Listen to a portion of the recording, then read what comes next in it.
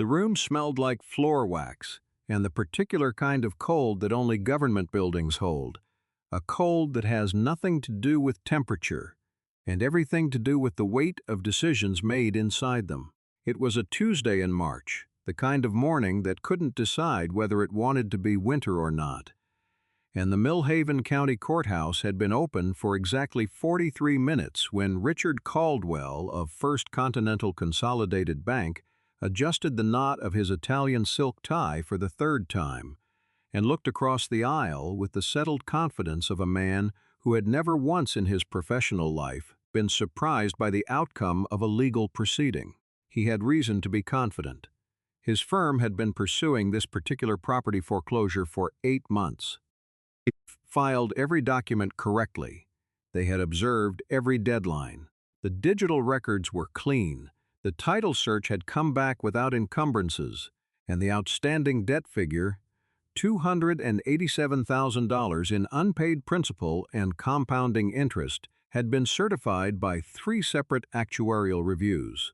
The property at 4 Harmon Road, all 412 acres of it, including the farmhouse built in 1934 and the eastern parcel now sitting directly adjacent to the newly approved Millhaven Commercial Development Corridor, was worth, by conservative estimate, $14 million. Caldwell's client, a real estate investment trust operating out of Charlotte, had already drawn up the plans. They had the architectural renderings. They had the zoning variance approvals. All they needed was for this morning's proceeding to go exactly the way every other proceeding like this had gone. A judge, a gavel, a transfer of title. 30 minutes, maybe 45 if the paperwork ran slow. He looked down at his phone one more time, confirming his lunch reservation for noon. There was, in his estimation, no conceivable reason for concern. He had not yet noticed the man in the blue suit. Earl Harmon was 67 years old. He had the hands of a man who had driven fence posts and baled hay and fixed combine engines in the dark, and those hands looked exactly the same inside a courthouse as they did in a machine shed, which is to say, they looked like they belonged to somebody who had never in his life needed to explain his worth to anyone. He sat in the gallery to the right, not at the respondent's table, which had confused Caldwell's junior associate enough that she checked the seating arrangement twice.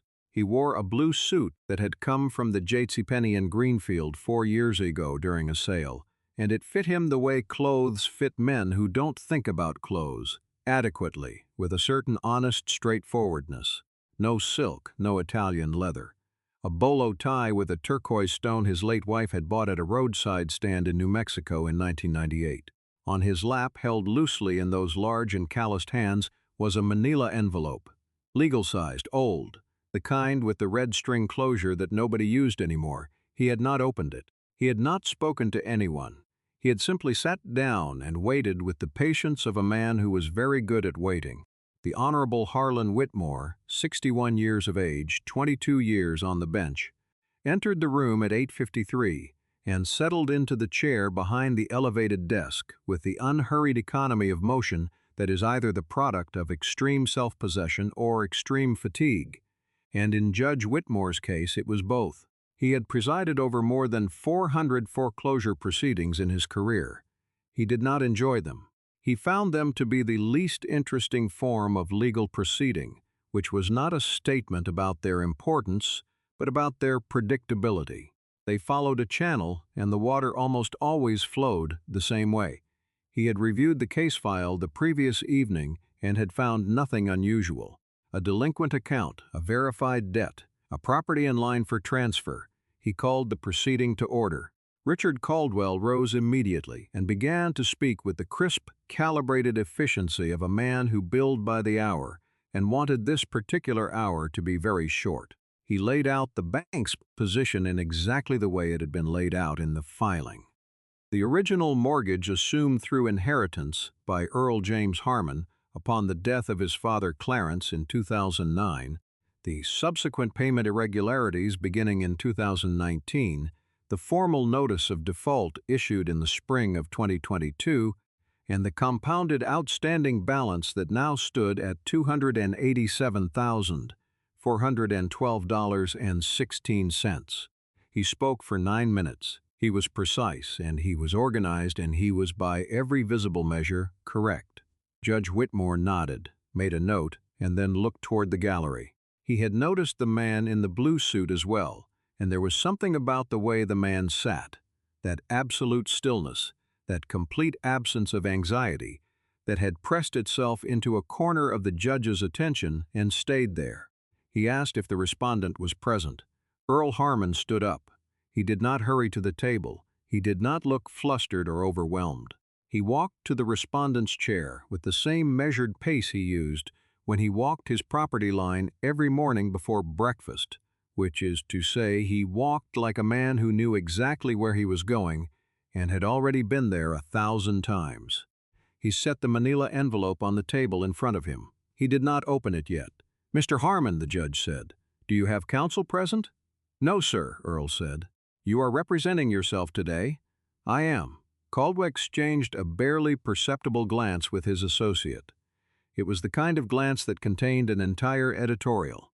A man in a $500 suit, representing himself, no lawyer, facing down a 9-person legal team and $14 million of institutional firepower. The glance said, "This will be brief." Earl Harmon reached for the envelope. He pulled at the red string slowly, deliberately, the way a man pulls a thread he has been pulling in his mind for 6 months and is in no hurry now that the moment has arrived. He removed a single document. It was old. The paper had the amber tint of age, and it had been folded into quarters and then unfolded again many times, leaving creases that had softened into the paper's grain like old rivers worn into rock. He did not slide it across the table. He did not hold it up. He simply set it flat in front of him and placed one large hand over the corner of it, the way a man sets his hand on a thing he intends to keep. "I have something here," Earl said. "I'd like the court to see it." Judge Whitmore leaned slightly forward. Richard Caldwell's jaw did not move, but something in his eyes changed, in the very subtle way that the weather changes in the hour before a storm arrives, when the pressure shifts and the birds go quiet and the air begins to smell like something is coming. He did not know what the document was. He did not know its contents. He could not have known at that moment that the single sheet of paper beneath Earl Harmon's hand had been signed in 1971 by a man named Delbert Oakes, vice president of First Savings of Millhaven, in an office that no longer existed, on behalf of a bank that had been absorbed into 4 successive institutions over the course of 5 decades, and that the clause on page 2 of that document, 7 lines of plain legal language typed on a standard contract form, was about to end his morning, his lunch plans, and the entire real estate investment trust development timeline in one quiet, irreversible stroke. But he would understand all of it very soon. The room was still. The clock on the wall ticked. Somewhere outside, a truck passed on the county road, and the sound of its engine faded. And then there was nothing at all but the weight of what was about to happen pressing down on the air like weather. To understand why Earl Harmon had driven 40 minutes to the county seat on a March morning in a suit he hadn't worn since his cousin's retirement dinner, you had to go back 6 months, to the afternoon in September when the letter arrived. The letter came on a Thursday, which was the same as any other Thursday on a working farm, except for the fact that it arrived certified, which meant Earl had to drive the quarter-mile from the barn to the mailbox and sign for it.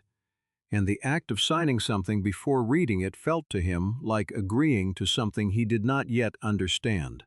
He stood at the road's edge in the September light and read it once, and then read it again. And the second time the words arranged themselves into the only meaning they could carry. First Continental Consolidated Bank, by and through its legal representatives, was initiating foreclosure proceedings on the property at 4 Harmon Road, Millhaven County. $287,000. Outstanding. Delinquent. He folded the letter back along its factory crease lines and put it in his chest pocket and walked back to the barn, where he finished replacing the hydraulic line on the hay wagon, because the machine needed fixing, and the letter would still say what it said when he was done. He did not panic. This was not because he was unafraid. it was because panic had always seemed to him a kind of indulgence, a luxury purchased at the expense of clear thinking, and Earl Harmon had never been able to afford luxuries. He had grown up watching his father Clarence make every large decision with a quietness that looked, to people who didn't know him, like passivity, but was actually the steadied calm of a man who understood that most problems reward patience and punish haste. Earl had absorbed this the way a child absorbs anything from a steady parent, not through instruction but through years of watching and working alongside, and eventually becoming the thing he had observed. When he ate dinner that night, he ate quietly. When he went to bed, he lay in the dark for a while before he slept. In the morning, he made coffee and sat at the kitchen table and read the letter one more time, this time with a legal pad beside it, so he could write down what he noticed. What he noticed first was the name at the top, First Continental Consolidated. He had been paying what he believed were property tax holdovers and various agricultural liens through an auto-pay account for years, but he had never paid that bank a mortgage payment because, as far as he'd understood the situation, there was no mortgage to pay. The farm had been his father's, and his father's mortgage, taken out in 1971 and paid off in full sometime in the late 1980s, had been satisfied before Earl was old enough to drive. The bank's letter claimed an outstanding principal balance on a legacy account that had, in its system, never been fully closed. It cited a period from 2004 to 2005 during which payments had lapsed, a period during which Earl's mother had been in the hospital in Greenfield, and Earl had been driving back and forth 3 times a week, and the paperwork on certain lesser accounts had slipped. He had thought at the time that those accounts had been in the process of cancellation. He had thought they had already been satisfied. He had been thinking during those months about a lot of other things, and the bank system had been compounding interest on an amount that should not have existed in the first place. The scale of the institution that had sent this letter was not something Earl could fully hold in his mind, and he did not try. First Continental Consolidated was the product of 4 successive mergers over 30 years. It had assets exceeding $400 billion. It had legal departments in 7 states and a dedicated real estate litigation division that processed more foreclosure actions in a single quarter than the entire court system of Millhaven County had seen in the previous decade. It had an algorithmic portfolio review system that had flagged the Harmon property not because of the $287,000, a figure that was, in the context of the bank's operations, nearly invisible, but because of what that figure was attached to. 412 acres of land, valued in the most recent county assessment at a number that had made even the portfolio system flag it as a high-priority acquisition target. The eastern parcel of the Harmon property sat directly adjacent to what would become, in less than 18 months, the Millhaven Commercial Development Corridor, a $200 million mixed-use project approved by the county commissioners the previous spring. The bank's own real estate analysts had quietly appraised the full Harmon acreage at $14 million in current market conditions and projected it substantially higher within 2 years. The $287,000 debt was not the point. It never had been. It was the key, and the key opened a door worth $14 million. Earl did not know this yet. He knew only that a bank he had never willingly done business with was claiming he owed it $250,000 on a property he believed was encumbered by nothing. He set down his coffee cup. He looked out the kitchen window at the line of elm trees his father had planted along the east fence in 1977, a windbreak that had become, over the decades, a wall of tall dark trees that turned gold in November and leafed out green every April without fail. He picked up the legal pad. He wrote one word at the top of the page, Clarence, and then he underlined it, and he began to think. To understand why Earl Harmon would sit in a county courthouse with a manila envelope on his lap and not a single lawyer beside him, you had to go back further than the letter, further even than the mortgage it referenced. You had to go back to the kind of man Clarence Harmon was. because a man like Earl does not appear without a man like Clarence preceding him, and the particular quality of Earl's stillness in that room was not something he had invented himself. It had been handed down to him the way good tools are handed down, used and useful, and already shaped to the work. Clarence Harmon was born in 1929 on the same property he would spend his life farming, the son of Norman Harmon, who had come to Millhaven County from eastern Kentucky in 1921, with a mule and $200 and a willingness to work at the kind of pace that embarrasses idleness. Norman had bought the original parcel, 68 acres of marginal tillable ground and good timber, and had worked it until the house stood solid and the fields were drained and fenced, and the debt on the original land note was retired 7 years ahead of its term. He wrote the final payment date in the family Bible, in the same column where he recorded births and deaths, because to his way of thinking a debt retired was an event of equal significance. Clarence had grown up watching his father make note of every transaction in a ledger. Not a ledger kept for the bank, but one kept for himself, because Norman Harmon did not trust that an institution would remember what it was owed to remember, and he had been proven right about this more than once in his lifetime. Clarence absorbed his father's skepticism the way he absorbed everything else from him, through proximity and attention.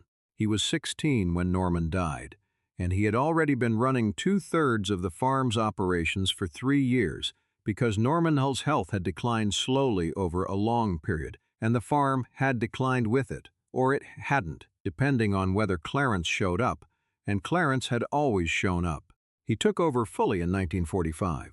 By 1952, he had bought out his uncle's third share in the timber parcel, and by 1960 he had added the eastern 40 acres from the Kellerman estate at a price that was fair to both sides, which was the way Clarence did business if he could help it. He married Clara May Bossert in 1954. They had 2 children, Earl, born in 1957, and a daughter, Ruth, born in 1961. Clara ran the household with the same organized steadiness that Clarence ran the farm, and between the two of them, they had built a life that required nothing it did not earn. In 1969, Clarence made the decision to expand the operation by purchasing the Norris parcel, 280 acres of bottom ground that the Sandifer family had been trying to sell for 3 years. It was good land, dark and flat and well watered by 2 seasonal drains, and Clarence wanted it badly enough to take on debt for it, which was not something he did lightly. He borrowed $42,000 from First Savings of Millhaven in January of 1971. He sat across the desk from Delbert Oakes, the bank's vice president, a man he had known for 20 years, and he read the loan documents with the deliberateness that he brought to every document he had ever signed in his life. He read every clause. On the second page, Clause 11, he found language that had been included in certain commercial agricultural loans issued by First Savings during that period. Language that had originated as a provision requested by the county's Agricultural Lending Commission to encourage farm expansion during the rural development push of the Nixon years. The clause read, in its entirety, as follows: "Upon repayment in full of the principal amount specified herein, this instrument shall be deemed satisfied and the subject property released from encumbrance in perpetuity. No successor institution, assignee, or acquiring entity shall affix any new lien, charge, or encumbrance to the subject property without the express written consent of the original borrower or the direct lineal heirs thereof." Clarence read the clause twice. Then he looked up at Delbert Oakes and said, "This means what it says." Oakes said it did. Clarence signed. He took his copy of the document home and put it in the metal lockbox that he kept in the cedar chest in the upstairs hallway, alongside the deed to the original property, the paid note on the timber parcel, his father's ledger, and the family Bible. He made a note of the filing in his own ledger, the loan amount, the institution, the date, and the clause number. He paid the loan down steadily over the next 18 years, making extra principal payments whenever the harvest allowed it. In 1989, he drove to the Millhaven branch of what had by then become First Savings and Trust and received a notarized receipt confirming the debt as satisfied in full. He brought the receipt home and put it in the lockbox with the original document. He made note of it in the ledger. He did not celebrate. He put the lockbox back in the cedar chest and closed the lid. He told Earl about it once, in passing, when Earl was in his mid-30s and they were walking the fence line of the eastern parcel together on a January afternoon. He said, "That northeast ground is ours free and clear. Paid the note in '89. Papers are in the cedar chest, in the lockbox with the deed." Earl had nodded. He had not thought about it again for 35 years. The attic of the Harmon farmhouse had been accumulating the residue of 3 generations for almost 100 years, and it smelled accordingly, a deep, layered smell of old wood and dust, and the particular dry sweetness of paper gone yellow with age, like a library that had been closed for a very long time and was just now being opened. Earl came up the pull-down stairs with a flashlight and a pair of work gloves on the second Saturday after receiving the letter, having spent the intervening days in a state of methodical self-organization. He had called 2 lawyers in Greenfield. The first had quoted him a $3,000 retainer and told him that mortgage foreclosures were complex and that the bank's documentation appeared to be in order. The second had been slightly more encouraging, but had also made it clear that contesting a foreclosure action from an institution like First Continental Consolidated was, practically speaking, expensive and uncertain, and unlikely to produce a satisfactory result without clear evidentiary grounds. Earl had thanked them both, written their names on the legal pad, and set the pad aside. He thought of his father. He thought of the cedar chest. The cedar chest was still in the upstairs hallway, the same place it had always been. It had been his mother Clara's, and after she passed in 2012, Earl had left it where it stood because moving it had seemed like an unnecessary subtraction from the world. He opened it with both hands, lifting the lid against the slight resistance of wood swelled with time. Inside, beneath a folded quilt and a layer of his mother's tablecloths, he found what he remembered from childhood and had not thought about in decades: the metal lockbox.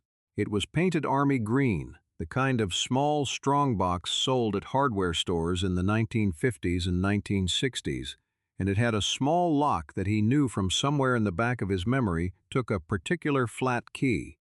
He did not have the key. He went to the kitchen and got a thin flathead screwdriver and a hammer and worked the lock for 6 minutes until the box opened with a small metallic sound that felt, in the silence of the hallway, very loud. Inside, in the order his father had put them there, were the documents. The original deed to the property, printed on heavy paper with a blue border, its county seal embossed in the corner. Norman's paid note, hand-typed on onion skin paper, thin as a breath. The family Bible, Norman's ledger, the entries made in a careful hand. And, in a separate envelope sealed with tape that had gone brown and brittle and released at a touch, the 1971 loan documents, and, clipped to them with a rusted paperclip, the 1989 satisfaction receipt. Earl sat down on the hallway floor. He was 67 years old, and his knees were not what they had been, and he sat down the way men sit down when they have been on their feet a long time, not in surrender, but in the practical acknowledgement of the body. He set the documents on his lap. He turned the pages slowly. The 1971 loan agreement was a standard commercial form, 3 pages, typed on a machine that had hit certain letters harder than others so that the periods and commas were punched deeper into the paper than the rest of the text. The first page laid out the terms. The second page contained the clauses, numbered 1 through 14. Clause 11 was there exactly as Clarence had described it, word for word, the language precise and unambiguous and fully intact after 53 years. He turned to the receipt. It was on First Savings and Trust letterhead, dated April 14, 1989. It was signed by a notary named Gladys Rowan, whose stamp was still legible in the paper's surface. A raised ring with a star in the center and the words Millhaven County Notary Public arched above it. The receipt stated, in language that could not be read as anything other than what it said, that the loan of January 1971 had been satisfied in full. that the principal balance of $42,000 had been fully repaid, and that pursuant to Clause 11 of the original instrument, the property described therein, 412 acres at 4 Harmon Road, Millhaven County, was hereby released from encumbrance in perpetuity.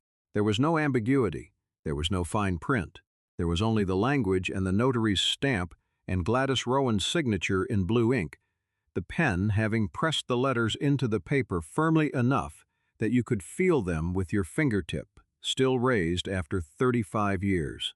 Earl sat in the hallway for a long time with the documents on his lap, and the late September light coming in through the window at the end of the hall, falling across the cedar chest and the floor and the corner of the family Bible. He thought about his father driving to the bank in 1989 and making the final payment and asking for the receipt and bringing it home and putting it in the lockbox. He thought about the deliberateness of that act. Not just the payment, but the preservation of the proof of the payment, the understanding that an institution might change its face and its name and forget what it had agreed to, but a piece of paper kept in a lockbox in a cedar chest in a house built by your father did not forget anything. He put the documents back in the envelope. He put the envelope in a manila folder he had bought at the hardware store in town. He went downstairs and made coffee and sat at the table and wrote a letter to the bank's legal department. The letter said, "I will be present at the March foreclosure proceeding. I have documentation material to this matter." He did not explain further. He sealed the envelope and drove it to the post office himself. What Clarence Harmon had found on page 2 of a standard commercial agricultural loan form in January of 1971 was not by itself unusual in its era.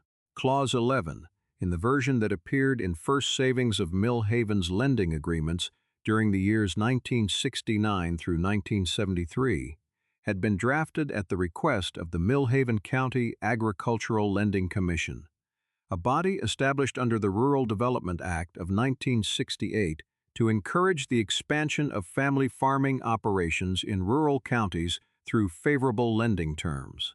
The Commission had worked with 3 regional banks to develop loan structures that would, in theory, provide farmers with access to capital without creating the kind of permanent debt encumbrance that could be transferred through institutional sale in ways that disadvantaged the borrower. The clause was a kind of insurance, though nobody called it that. It was the recognition, written into contract language by people who had grown up close to the land, that a farmer who paid off his debt should be done with it, truly done with it, in a way that no future restructuring of the lending institution could undo. First Savings of Millhaven had issued approximately 47 loans containing Clause 11 between 1969 and 1973. Of those 47, 31 had been repaid in full before 1985. The remaining 16 had been renegotiated or transferred at various points.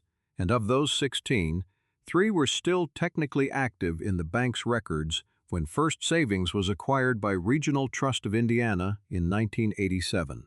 The acquisition was handled by a team of financial analysts who spent 4 weeks reviewing the loan portfolio and digitized what they considered the essential terms of each outstanding instrument. Clause 11, buried on the second page of a 4-year-old agricultural loan form and relevant only to instruments already satisfied, was not digitized. It was not considered material to any outstanding obligation. It was not flagged for preservation. It was, in the language of the analyst's final report, a legacy provision of historical interest only. It passed, along with the rest of the portfolio, into the digital record of Regional Trust, and then into Midwest Federal, and then into Continental Bank, and then into First Continental Consolidated, and with each migration it shrank further from the record, until what remained in the system was a loan number, an original principal amount, and a payment history, the last entry of which was 1989, noted as the final regularly scheduled payment, with no notation of the principal satisfaction receipt, no notation of Clause 11, and no notation of the full encumbrance release. The digital record did not say the loan was active. It did not say it was closed. It said nothing. in the way that digital systems say nothing when the answer does not fit the categories available to them. And into that silence over decades, the portfolio review algorithms had poured assumption, and the assumption had become a number, and the number had become a legal claim. Earl spent 3 evenings at the kitchen table with the documents and a yellow legal pad, going through it all with the same methodical attention he gave to a machine that wasn't running right. Component by component, tracing each part back to its connection with the next, looking for where the system had gone wrong. He was not a lawyer, he had not been to college, but he was a man who had spent his life reading the manuals and maintenance schedules that came with equipment, because a machine that is not understood is a machine that will fail you at the worst possible time, and contracts were, in his estimation, the manuals of agreements. You read them, you kept them, you understood what they said. He understood what clauses 11 said. He understood, too, what the satisfaction receipt said. And he understood that the bank did not have either document in its records, which meant that the bank was operating in the dark, and the bank did not know it, and he was the only person in the world who held the light.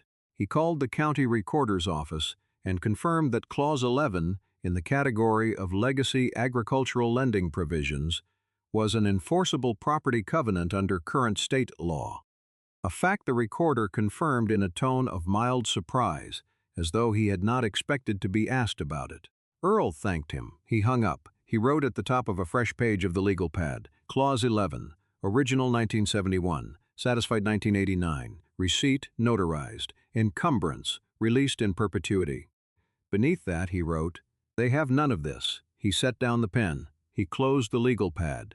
He went to the Jace Penny in Greenfield and bought the blue suit. The judge's question, whether Earl was representing himself, had sent a ripple through the room that settled into something between condescension and curiosity. And Richard Caldwell was, at that moment, the epicenter of the condescension. He had been a banking attorney for 19 years. He had sat across from self-represented respondents in legal proceedings more times than he could count, and the experience had been, without meaningful exception, the same. There was an initial period of theater, some argument about paperwork or notices or procedural irregularity, followed by the judge gently explaining the applicable law, followed by the outcome that the evidence and the law dictated, which was the outcome Caldwell had prepared for, and the outcome his client had paid for. He was not unkind about it. He was simply realistic. A man who had not gone to law school, who had walked in without counsel, who was wearing a suit that had come off a department store rack, did not have the resources to contest what Caldwell had spent 8 months building. He watched Earl set the old document on the table and felt the particular mild irritation of a man who is being delayed by something that will not, in the end, matter. The document was logged by the court clerk. Caldwell's associate photographed it with her phone. She leaned toward Caldwell and said quietly that it appeared to be a loan agreement and that it was very old. Caldwell nodded. He had seen old documents in proceedings before. Family members who showed up with deed copies that had been superseded, or payment records reflecting regional accounting errors, or correspondence that was compelling and emotional and entirely without legal standing. He rose when the judge asked for the bank's response to the presented document. "Your Honor," he said, "the bank has no objection to the court reviewing any document the respondent wishes to present. However, I'd like to note for the record that First Continental Consolidated's comprehensive digital portfolio review, conducted over a period of 6 months by a team of licensed actuarial and accounting professionals, produced no record of any covenant, clause, or provision that would alter the terms of the outstanding mortgage obligation. The bank's records reflect an active debt instrument with an outstanding balance of $287,412.16. The respondent has presented what appears to be a historical document. Without expert authentication, the bank cannot concede the document's validity, and we would note that the applicable statute of limitations for contesting the terms of a mortgage instrument in this state is 6 years. Any provision of a 1971 document would require, at minimum, continuous legal assertion over the intervening period. There is no record of any such assertion. The bank respectfully submits that this document, whatever its origin, does not constitute grounds for delaying the proceeding. He sat down. He said it well, as he always said things well, and the argument he had made was not without logical structure. The bank's records showed what they showed. Statutes of limitation were real. Authentication was a genuine issue. He was not wrong about any of these things. He was simply missing the part of the story that he had never thought to look for, because the institution he represented had never thought to preserve it. Judge Whitmore looked over the top of his glasses at the document the court clerk had carried to the bench. He looked at Earl. He looked at Caldwell. "Mr. Harmon," the judge said, "can you describe what this document is and what you believe it establishes?" Earl folded his hands on the table. He did not look at the document. He had read it enough times in the past 6 months that he no longer needed to look at it to speak about it. "It's the original loan agreement between my father, Clarence James Harmon, and First Savings of Millhaven, executed in January of 1971, he said, and a notarized satisfaction receipt dated April of 1989, confirming the principal was paid in full. Together they establish, under Clause 11 of the original instrument, that the property at 4 Harmon Road was released from encumbrance in perpetuity upon satisfaction of the principal balance. My father paid it. I got the receipt, he kept it. And pursuant to that clause, First Continental Consolidated, as the successor institution, has no legal basis for attaching any debt to that property. The foreclosure has no standing." The room was not entirely silent. Somewhere a heating vent clicked. A chair shifted. But the quality of the silence that followed those words was different from the silence that had been in the room before them. It was the silence of something settling. Judge Whitmore set down the document and looked at Caldwell, and Caldwell's expression was the expression of a man who has heard an argument that he cannot immediately answer and is deciding, in real time, what to do about that. Caldwell's response, when it came, was measured. He was good at this part, at managing the moment when the ground shifted slightly beneath his feet. He rose again and acknowledged that Clause 11 was an interesting provision, but pressed his 3 points with renewed emphasis. The clause had never appeared in First Continental Consolidated's records, which implied either that it had been superseded by subsequent loan renegotiations or that the document's chain of custody could not be established. The statute of limitations for raising a property covenant defense was, he maintained, 6 years from the date of the adverse action, and the document's authenticity required expert verification before it could be treated as legally operative. He was, Earl thought, a man who had built a very solid wall and was standing behind it with complete confidence, because the wall was solid, and there was no reason to believe the man approaching it had a key. Earl waited until Caldwell had finished. He waited a moment longer. Then he spoke, and he spoke the way his father had spoken when he needed to say something that mattered. Without performance, without volume, simply putting words in the air in the order that they needed to go. "The clause wasn't superseded," he said. "It can't be. That's what it says. I'll read it again if that helps." He had a photocopy of the document. He had made 3, and he read Clause 11 aloud slowly, word by word. "Upon repayment in full of the principal amount specified herein, this instrument shall be deemed satisfied, and the subject property released from encumbrance in perpetuity. No successor institution, assignee, or acquiring entity shall affix any new lien, charge, or encumbrance to the subject property without the express written consent of the original borrower or the direct lineal heirs thereof." He set down the copy. Successor institution is what it says. First Continental Consolidated is the 4th successor institution. The clause anticipated exactly this situation. The word perpetuity has a meaning, and the meaning doesn't change based on how many times the bank changed its name. He turned a page. On the statute of limitations. The 6-year clock on a covenant defense runs from the date the covenant is breached, not from the date of the original instrument. The bank's formal notice of default was served in September of 2024. I'm responding to it now in March of 2025. That is 6 months, well within any applicable window. He turned another page. On authentication, the document has a notary seal. Gladys Rowan, Millhaven County. The receipt has a notary seal from the same notary. The original loan document has a bank officer's signature, Delbert Oaks, Vice President, First Savings of Millhaven, and a county recorder's stamp. The recorder's stamp is embossed, not printed. You can feel it. He held the receipt toward the bench, not theatrically, simply as a man offering a thing for inspection. The Millhaven County Recorder's Office maintains physical ledgers from that period.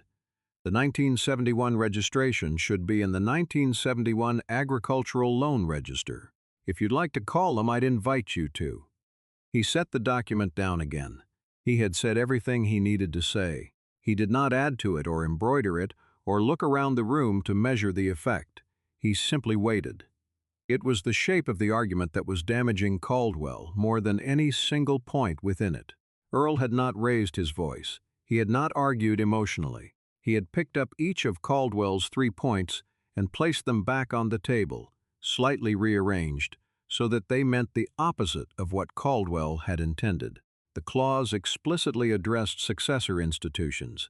The statute of limitations was not a problem. The document was verifiable through public records that existed in physical form in the county recorder's office and had existed there since 1971. The bank's digital records did not contain the clause, but the absence of a record in a digital system that was the fourth-generation successor to the system that had originally held the record was not evidence that the clause did not exist. It was evidence that the system had lost it, and there was a difference. A very significant difference between a clause that had been repealed and a clause that had been dropped in the translation between analog and digital. Earl knew that difference. He had spent 6 months learning it, and now the judge knew it too, because it was in the air between them, laid out in plain language by a man in a blue suit who had not gone to law school, but who had read the document carefully, more times than anyone else in the room. Caldwell's associate was typing rapidly on her laptop. Caldwell himself had his phone partially raised beneath the table, checking something or sending a message to the firm. His composure was intact, but the composure had changed in quality. It was the composure of active management now, not settled confidence. He was holding something together that was beginning to require effort to hold. Judge Whitmore had not spoken in 6 minutes. He was reading. He had the original document in one hand and the satisfaction receipt in the other, and he was reading the way judges read things that matter, slowly, taking in not just the words but the intent behind them, the weight of them. His expression gave nothing away, it never did. Judge Whitmore called a recess at 20 minutes past 10. He did not explain why. He did not need to. He gathered both documents, the 1971 loan and the 1989 receipt, and took them with him into chambers, which was not standard procedure for a foreclosure proceeding, but was also not something anyone in the room was prepared to object to. Caldwell's associate leaned over and whispered something. Caldwell shook his head fractionally. Earl Harmon sat at the respondent's table and looked at his hands and did not move. The recess lasted 41 minutes. In any other context, 41 minutes would be a short wait. In that room, with the heating vent ticking and the fluorescent lights throwing their flat, indifferent light across the long table, and the flags in their stands and the official portrait of the governor on the wall, 41 minutes had a different texture entirely. Caldwell's team was not idle. His associate was on the phone. His junior associate was on a laptop. Emails were being sent to the bank's legal division in Chicago, and from Chicago back to the research department, and from the research department to the third-party firm that had conducted the actuarial review, each message asking some version of the same question. Is there any possibility of a Clause 11 provision existing in the original 1971 instrument that wasn't captured in the digitized records? The answers came back in pieces, hedging more with each iteration, until the 7th message from the research department arrived and contained the sentence that nobody on Caldwell's team wanted to read. The First Savings of Millhaven Agricultural Loan Series from 1969 to 1973 was digitized by Regional Trust in 1988 using a summary extraction process. Clause-level provisions beyond the standard repayment terms were not uniformly captured. We cannot confirm or deny the existence of additional covenants without reviewing the original physical instruments. Caldwell read this message twice. He set his phone face down on the table. Earl heard the door to the chambers open. He did not look up immediately. He waited until the sound of the judge's footsteps had settled back behind the bench. Then he looked up. Judge Whitmore set the documents on the bench, in front of him with both hands, flat. The way you set something down that you intend to treat with care. He looked at the room over his glasses. I've asked the county recorder's office to pull the 1971 Agricultural Loan Register, he said. I've also contacted the State Historical Banking Commission, which maintains an archive of original lending instruments from defunct regional institutions. The county recorder's office responded in approximately 8 minutes with a confirmation that the First Savings of Millhaven 1971 Agricultural Loan Register exists in physical form in the county's records room, and that the entry for Harmon, Clarence J., instrument number 71AG0044, is present and intact, including notation of the Clause 11 designation. He paused. The State Banking Commission confirmed that Clause 11, as drafted in the 1969-1973 period under the Rural Development Act lending framework, constitutes an enforceable property covenant under current state law and has not been superseded by any legislative action in the intervening period. He looked at Caldwell. Mr. Caldwell, the document presented by the respondent has been verified through 2 independent public record sources. The notarized satisfaction receipt references Clause 11 by number and confirms the principal obligation was retired in full in April of 1989. Under the covenant's terms, the property at 4 Harmon Road was released from encumbrance in perpetuity at that time. He looked at the document one final time, as though reading it again for his own satisfaction. The bank's claim of an outstanding mortgage obligation on this property has no legal foundation. The debt that forms the basis of this foreclosure action did not, in fact, exist. In the silence that followed, a sound arose that was difficult to characterize. Not quite an exhale, not quite a shift in air pressure, but something in that register, the sound a room makes when something large and long-held is released from it. Caldwell did not stand. He looked at the tabletop for a moment. Then he looked at Earl Harmon, and for the first time in the proceeding, he looked at him the way you look at someone you have underestimated, which is a look composed in equal parts of reassessment and something that, in a less rigidly professional context, might have approached respect. Earl said nothing. He had known, since the moment he sat down at his kitchen table with the documents and the legal pad, what the outcome was. He had not been angry about it, and he was not triumphant about it. He was simply relieved. The way a man is relieved when a thing that was wrong is corrected and the world returns to the shape it was supposed to have. He set his hands flat on the table, on either side of the manila envelope, and he waited. The recess that followed Judge Whitmore's verification statement was not called by the judge. It was requested by Caldwell, quietly, with the controlled voice of a man who has just walked to the edge of something and found it closer than he expected and needs a moment to adjust his footing. The judge granted 5 minutes. Caldwell's team gathered in the far corner of the room, and the quality of their conversation, the low, rapid urgency of it, the way Caldwell's associate kept glancing toward Earl's table, told the story without words. Earl sat. A bailiff brought him a paper cup of water, an unexpected gesture, and Earl drank half of it and set it on the table. When Caldwell returned to his seat, his expression had been reorganized into something professionally warm in a way that felt engineered, the way corporate spaces are engineered to feel welcoming without actually being so. He did not go back to his table. He walked to the respondent's table and stood beside it, in the posture of a man who has decided to change his approach entirely, which is to say he stood without the physical armor of the lectern and the legal pad, and the practiced authority of the bank's formal position. He spoke quietly, as though the conversation were private, though it was not. "Mr. Harmon," he said, "my client would like to explore a resolution outside of the formal proceeding if you're open to that conversation." Earl looked at him.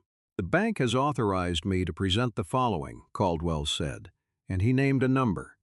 The number was $3 million. He said it as though he were offering Earl a glass of water, matter-of-factly, with no particular drama. Because to Caldwell and to the institution he represented, $3 million was a large number that was still significantly less than the projected value of the property and the development rights attached to it.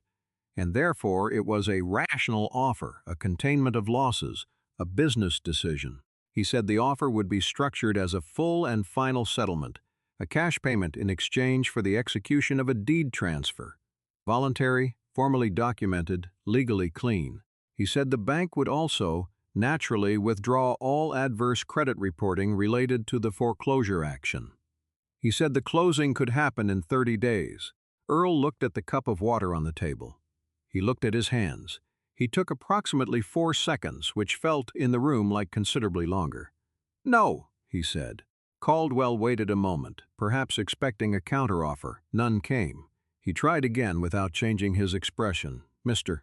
Harmon, I think it's worth understanding that even with today's verification, there are aspects of the property's title history that could complicate your position over the next several years. Litigation in this area can be—" "I know what litigation is," Earl said, not unkindly, simply stating a fact. "The bank could go as high as $5 million, Caldwell said. That's the full authority I have at this moment." He stopped himself. He had been about to say something else. He had caught it before it came out, but only barely, and Earl had seen it catch. There was a moment between them, not hostile, not warm, simply honest, in which both men understood what the other one knew. "The farm's not for sale," Earl said. "It wasn't for sale when you sent the first letter, and it's not for sale now. I came here today because your bank claimed I owed a debt I don't owe on a property I own free and clear, and I came here with the papers that say so. The judge has verified it. We're done." He picked up the manila envelope. He straightened it on the table without opening it, aligning its edges the way a person aligns something that has just been used and is being put back in order. Caldwell looked at him for a long moment, and there was nothing left in the look except a kind of involuntary acknowledgement of the man, of the papers, of the thing that had happened in this room. He turned and walked back to his table. Earl had been offered $5 million for a $14 million property and had declined it in 2 sentences and had not looked particularly moved in either direction by the offer or the refusal. He had made the refusal in the same register that a man declines a second cup of coffee he doesn't need, without drama, without satisfaction, simply because the answer was no, and there was no other honest answer. Money was not the point. It had never been the point. The point was that the farm was his father's, and then hisn't, was meant to remain that way, and the covenant on page 2 of a 1971 loan agreement, preserved in a metal lockbox in a cedar chest by a man who understood that paper outlasts assumption, had said so for 53 years. Judge Whitmore formally dismissed the foreclosure proceeding at 11:47 in the morning, 17 minutes before Richard Caldwell's lunch reservation in Greenfield. The dismissal was entered into the record in language that was precise and complete, and that would be, when it was filed with the county recorder's office that afternoon, a permanent part of the property's title history. The foreclosure action initiated by First Continental Consolidated Bank against Earl James Harmon was dismissed with prejudice, the debt instrument upon which it was founded having been established as fully satisfied under Clause 11 of the original 1971 Agricultural Loan Covenant, the subject property being released from any and all encumbrances pursuant to said covenant in perpetuity. Earl listened to the language of the dismissal the way a man listens to a reading of something he already knows by heart. Not for the information, but for the finality of hearing it said aloud, in a room with a judge and a record, and the weight of official confirmation. When the judge finished, Earl said, "Thank you, Your Honor." He rose from his chair the same way he had sat down in it, without ceremony, without performance, in the plain physical language of a man who is simply done sitting and is now going to stand. He picked up the manila envelope. He put it under his arm. He took the paper cup of water off the table and carried it to the wastebasket by the wall and dropped it in. He put on his coat, which he had folded over the back of the chair, and he buttoned the first two buttons and left the bottom button open, the way men of a certain generation do because they learned it from their fathers and it never seemed important to change. He walked past Caldwell's table without looking at it. He walked to the door and opened it and went out. The courthouse steps were cold in the March air, and the sky had gone to a flat gray that was trying to decide about snow, and the elm trees along the county road were bare and dark against it. He stood on the steps for a moment and looked down at the parking lot, at his truck parked at the far end because he didn't like parallel parking and had driven the extra 2 minutes to find a pull-in spot. He looked at the envelope under his arm. He looked at the truck. He walked down the steps. He drove home the long way, through town and down the county road, past the line of the eastern parcel, past the point where the new development signs had been planted in the field across the road, glossy renders of glass and steel buildings on green lawns, the future arriving in full color on a gray morning. He drove past them without stopping, aware of them the way you are aware of a thing that has tried to take what you have and failed. He did not feel triumphant. He felt the quiet that comes after a thing is finished. The road was empty. He turned at the Harmon Road sign, his name on a county marker, a thing Clarence had been mildly proud of without ever saying so, and he drove the quarter-mile to the house and pulled around to the back and parked the truck beside the barn. He sat in the truck for a moment. He thought about Clarence driving home from the bank in April of 1989 with the satisfaction receipt folded in his chest pocket. He thought about him putting it in the lockbox and putting the lockbox in the cedar chest and going back to work. He thought about Norman Harmon recording a paid debt in the family Bible because a debt retired was an event worth recording. He thought about what it meant to be the inheritor of that understanding. Not the land itself, though the land was part of it, but the understanding that the things you keep and the way you keep them have a meaning that extends past your own lifetime, and sometimes, when the moment requires it, past your own death. Clarence had not kept the lockbox to pass a test. He had not preserved the document because he feared the future. He had done it because he was the kind of man who kept his papers, and that kind of man does not need a reason beyond the principle itself. Earl got out of the truck. He went inside and hung his coat on the hook by the door and put the manila envelope on the kitchen table, where it sat with the quiet authority of a thing that has done what it was always meant to do. He put the kettle on. He waited for it to boil. Outside, the elm trees his father had planted along the east fence stood in the gray light, bare and patient and absolutely still, their roots 40 years deep in the ground they shared with the property, and would be part of long after the signboards across the road had been replaced by the buildings they promised. And those buildings had aged, and the next version of the future had arrived to replace them in turn. The principle is simpler than the drama it occasionally requires to defend it. A man does right by a contract, pays what he owes, keeps the paper that says he paid it, and hands it forward, unspoken, to the next generation. He does not do it because he anticipates a courtroom. He does not do it because he knows the bank will forget. He does it because it is true and the truth should be kept, and there is no other reason a man who understands anything needs. The paper remembers what institutions forget. The locked box in the cedar chest in the upstairs hallway holds more legal authority than $400 billion of digital infrastructure.